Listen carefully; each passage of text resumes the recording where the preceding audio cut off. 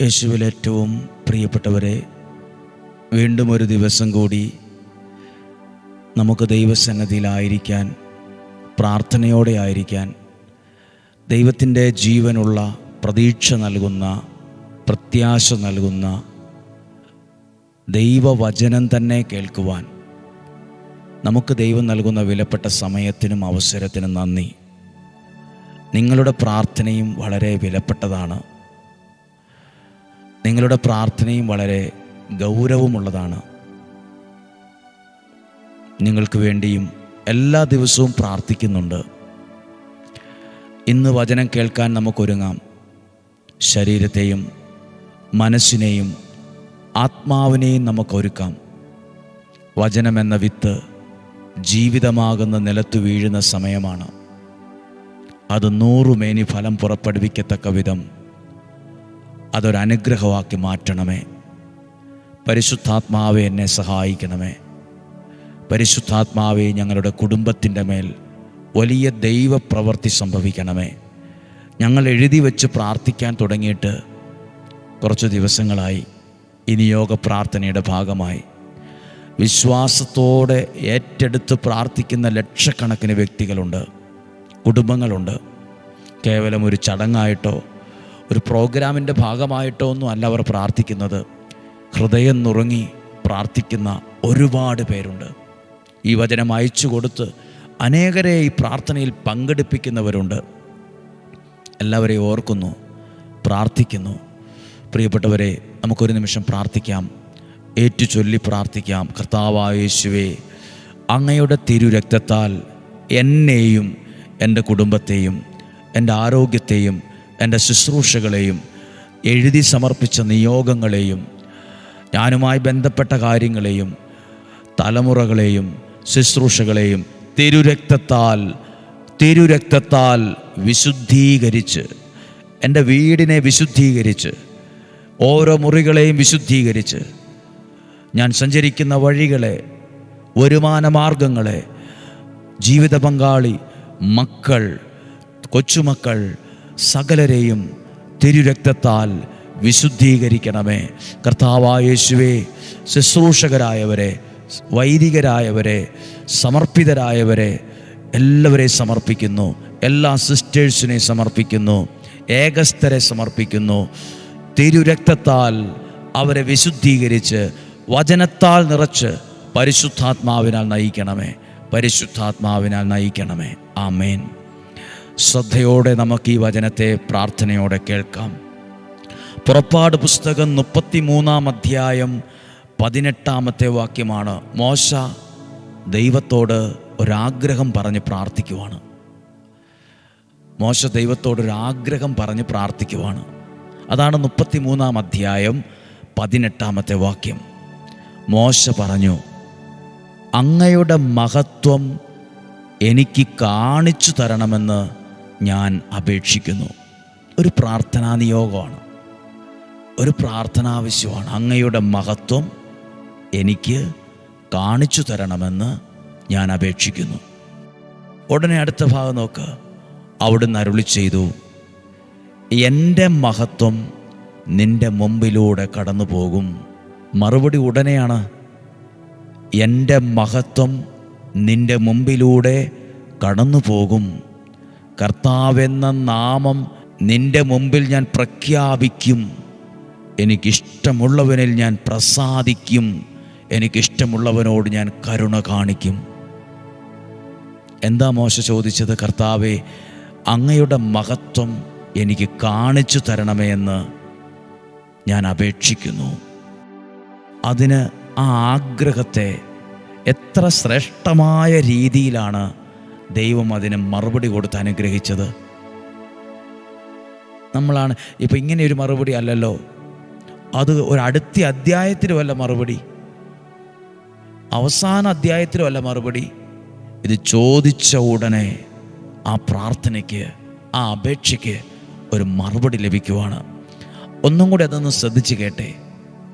മോശ ചോദിച്ചു, അങ്ങയുടെ മഹത്വം എനിക്ക് കാണിച്ചു തരണമെന്ന് ഞാൻ അപേക്ഷിക്കുന്നു. സത്യം പറഞ്ഞാൽ നമ്മളും പ്രാർത്ഥിക്കുക, കർത്താവേ എൻ്റെ പ്രാർത്ഥനയ്ക്ക് മറുപടി തരണമേ എന്ന് ഞാൻ അപേക്ഷിക്കുന്നു. എൻ്റെ ഇന്ന കാര്യത്തിന് എന്നെ സഹായിക്കണമേ എന്ന് ഞാൻ പ്രാർത്ഥിക്കുന്നു. ഞാൻ ഒത്തിരി നാളായി കഷ്ടത്തിലാണ്, രോഗം വിട്ടുമാറുന്നില്ല, കുടുംബത്തിലൊട്ടും സമാധാനമില്ല, മക്കളാണെങ്കിൽ പറഞ്ഞാൽ കേൾക്കുന്നില്ല, അവരുടെ കുടുംബജീവിതത്തിൽ ചില പ്രശ്നങ്ങളുണ്ട്, പ്രയാസങ്ങളുണ്ട്, മദ്യത്തിൻ്റെയും മയക്കുമരുന്നിൻ്റെ ലഹരിയുടെ അടിമയിലാണ് പല ആളുകളും. ഇങ്ങനെ ചുറ്റിപ്പറ്റി എത്രയെത്ര ആഗ്രഹത്തോടെയുള്ള പ്രാർത്ഥനയുണ്ട്. കണ്ണുനീരോടെ എത്രയോ പേർ പ്രാർത്ഥിക്കുന്നുണ്ട്. 100% വിശ്വാസത്തോടെ പ്രാർത്ഥിക്കുന്ന അമ്മമാരിനകത്തില്ലേ, അപ്പച്ചന്മാരില്ലേ, കുടുംബമായി പ്രാർത്ഥിക്കുന്നവരില്ലേ, ചില നിയോഗത്തോടെ ആ വചനം അനേകർക്ക് അയച്ചു കൊടുക്കുന്നവരില്ലേ. നമ്മൾ ചെയ്യാൻ പറ്റുന്ന എത്രയോ സുവിശേഷ വേല നമ്മളിന്ന് ചെയ്യുന്നുണ്ട്. മോശ പറയുവാണ്, അങ്ങയുടെ മഹത്വം എനിക്ക് കാണിച്ചു തരണമേ. പ്രിയപ്പെട്ടവരെ, ഞാനും പ്രാർത്ഥിക്കുന്നു, കർത്താവേ, അങ്ങ് നട്ട ഒരു ചെടിയാണ് ഈ നിയോഗ പ്രാർത്ഥന. അതിൻ്റെ തണലിൽ ലക്ഷക്കണക്കിന് ആളുകളുണ്ട്. അവരൊക്കെയും നിയോഗത്തിൽ പ്രാർത്ഥിക്കുവാണ്. ഞാൻ പ്രാർത്ഥിക്കുന്നു ഇവർക്ക് വേണ്ടി, എന്നെ കേൾക്കുന്ന, ഈ ശബ്ദം കേൾക്കുന്ന നിങ്ങൾക്ക് വേണ്ടി പ്രാർത്ഥിക്കുന്നു. കർത്താവ്, അങ്ങയുടെ മഹത്വം ഈ കുടുംബങ്ങൾക്ക് കാണിച്ചു കൊടുക്കണമേ. അങ്ങയുടെ ശക്തിയെ ഈ കുടുംബത്തിന് വെളിപ്പെടുത്തണമേ. അങ്ങയുടെ അനുഗ്രഹത്തെ ഈ ജനത്തിന് കൊടുക്കണമെന്ന് ഞാൻ അപേക്ഷിക്കുന്നു. അങ്ങയുടെ സഹായം ഈ ജനത്തിന് ലഭിക്കണമെന്ന് ഞാൻ പ്രാർത്ഥിക്കുന്നു, അപേക്ഷിക്കുന്നു. മോശ പ്രാർത്ഥിച്ചു, ഉടനെ മറുപടി പറയുവാണ്. അവിടുന്ന് അരുളി ചെയ്തു, എൻ്റെ മഹത്വം എതിലേലും കടന്നു പോകും, നീ അവിടെ പോയി കണ്ടോളാനല്ല, എൻ്റെ മഹത്വം നിൻ്റെ മുമ്പിലൂടെ കടന്നു പോകും. എതിലേലും കടന്നു പോകും, നീ അവിടെ പോയി വേണേ ഇന്ന സമയത്ത് പോയി നോക്കി കണ്ടോ എന്നല്ല, നിൻ്റെ മുമ്പിൽ ഒരു അനുഗ്രഹം ദൈവം വെളിപ്പെടുത്തും. നിൻ്റെ കുടുംബത്തിൻ്റെ മുമ്പിൽ പ്രാർത്ഥനയ്ക്ക് ഉത്തരം വരും. നിൻ്റെ കുടുംബത്തിൽ അഭിഷേകം ഉണ്ടാകും, നിൻ്റെ കുടുംബത്തിൽ നന്മകൾ ഉണ്ടാകും. നിൻ്റെ കുഞ്ഞുങ്ങൾ നിങ്ങളുടെ കൺമുമ്പിൽ അനുഗ്രഹിക്കപ്പെടുന്നത് കാണും. നിൻ്റെ മുമ്പിലൂടെ അത് കടന്നു പോകും. നീ ചോദിച്ച കാര്യം, നീ അപേക്ഷിച്ച കാര്യം എതിലേലും കടന്നു പോകുന്നല്ല, നീ ഉറങ്ങുമ്പോഴേക്കടെ കടന്നു പോകുന്നല്ല, നിൻ്റെ മുമ്പിലൂടെ കടന്നു പോകും. വിശ്വസിക്ക്, നിങ്ങൾ പ്രാർത്ഥിച്ച വിഷയങ്ങൾ നിങ്ങളുടെ മുമ്പിലെത്തും. ഒരനുഗ്രഹമായി പുതിയ വഴികളെ തുറന്നു കിട്ടും. നല്ലൊരു ജോലി നിനക്ക് കിട്ടും, നല്ല വീട് പണി നടക്കും, പുതിയ വീട് മേടിക്കും, നല്ല വാഹനം മേടിക്കും. ചില രാജ്യങ്ങൾ കടന്ന് വേറെ രാജ്യത്തൊക്കെ എത്തും. വിദേശ പണം നിൻ്റെ കൈകളിലൂടെ കൈകാര്യം ചെയ്യാനൊക്കെ പറ്റും. എൻ്റെ വീടിനെ ഒന്ന് രക്ഷപ്പെടുത്തണം, എനിക്കൊരു ജോലി കിട്ടിയാലേ നടക്കത്തുള്ളൂ, സാധിച്ചു കിട്ടും. നിൻ്റെ മുമ്പിലൂടെ കടന്നു പോകും. ദൈവം ഒരുക്കുന്ന നന്മകൾ നിൻ്റെ മുമ്പിൽ കാണും. അടുത്തതോ, കർത്താവെന്ന എൻ്റെ നാമം നിൻ്റെ മുമ്പിൽ ഞാൻ പ്രഖ്യാപിക്കും.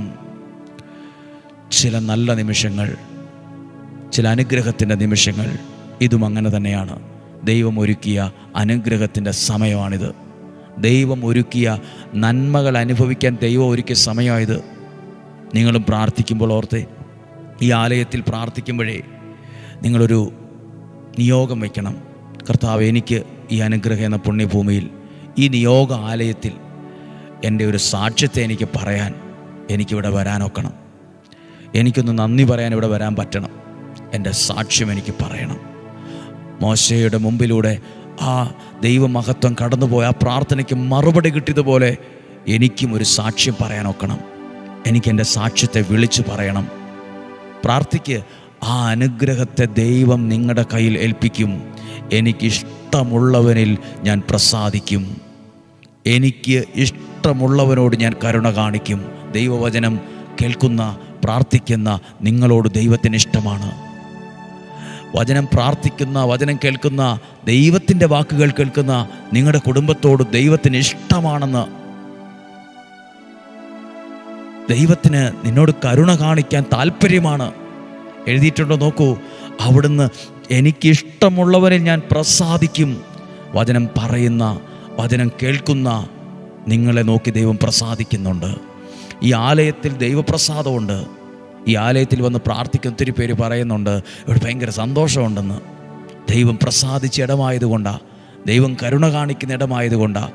ലോകത്തിൻ്റെ വിവിധ രാജ്യങ്ങളിൽ, ദേശങ്ങളിൽ, കുടുംബങ്ങളിൽ അയൽവാസികളായിരുന്നുകൊണ്ട് ഈ ദേശത്തുള്ളവർ വചനം കേൾക്കുന്ന പ്രിയപ്പെട്ടവരോട് പറയട്ടെ, ദൈവം നിന്നോട് കരുണ കാണിക്കും. ദൈവം നിൻ്റെ കുടുംബത്തെ ഓർത്ത് പ്രസാദിക്കും. ദൈവം നിങ്ങളുടെ കുടുംബത്തിൽ കരുണ കാണിക്കുന്ന സമയം അധികം ദൂരെയല്ല, അടുത്താണ്. പ്രശ്നങ്ങളൊക്കെ മാറുന്നേ, പ്രതിസന്ധികൾ മാറും. നമുക്ക് പ്രാർത്ഥിക്കാനായിട്ട് ഒരുങ്ങാം. പ്രിയപ്പെട്ടവരെ, ഇന്ന് ബുധനാഴ്ചയാണ്.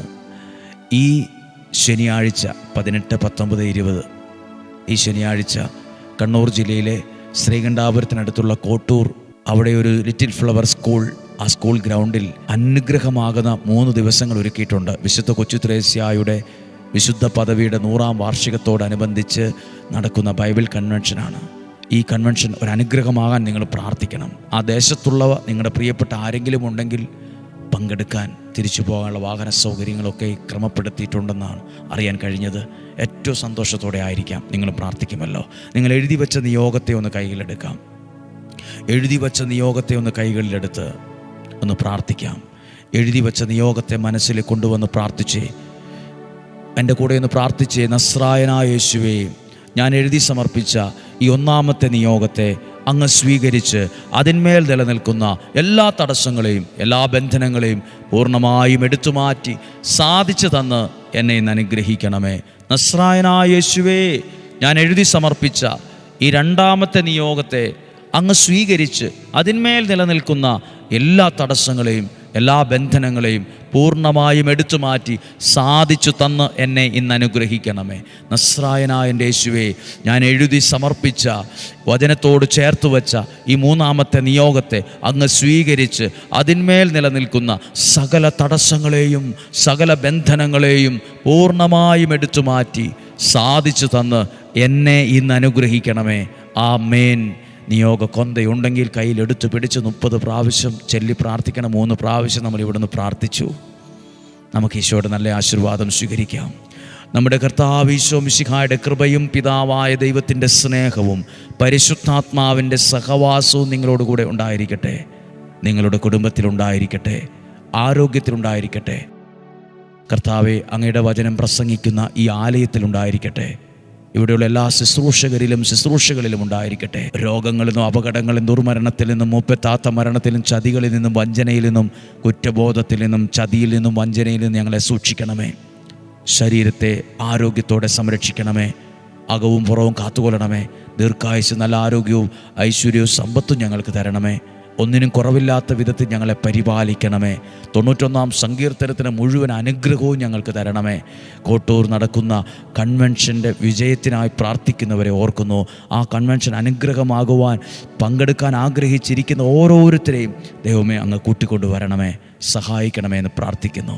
91-ാം സങ്കീർത്തനത്തിൻ്റെ സംരക്ഷണവും അനുഗ്രഹവും പരിപാലനയും പ്രിയപ്പെട്ടവരായ നിങ്ങളുടെ കുടുംബത്തിൽ തലമുറകളിൽ ആയിരിക്കുന്നിടങ്ങളിൽ സഞ്ചരിക്കുന്ന വഴികളിലെല്ലാം ഉണ്ടാകട്ടെ. ഇന്നും ജീവിക്കുന്ന യേശുവിൻ്റെ നാമത്തിൽ നിങ്ങളെ അനുഗ്രഹിച്ച് പ്രാർത്ഥിക്കുന്നു, ഇപ്പോഴും എപ്പോഴും എന്നേക്കും. ആമേൻ. നല്ലൊരു ദിവസം നിങ്ങൾക്ക് ആശംസിക്കുന്നു. ദൈവം അനുഗ്രഹിക്കട്ടെ. പ്രാർത്ഥിക്കുന്നു. സാധ്യമായവർക്ക് അയച്ചു കൊടുക്കുക. നാളെയും 5:30 ഒരുമിച്ച് കാണുന്നത് വരെ സർവശക്തനായ ദൈവം എന്നെയും നിങ്ങളെയും സൂക്ഷിക്കട്ടെ. ആമേൻ.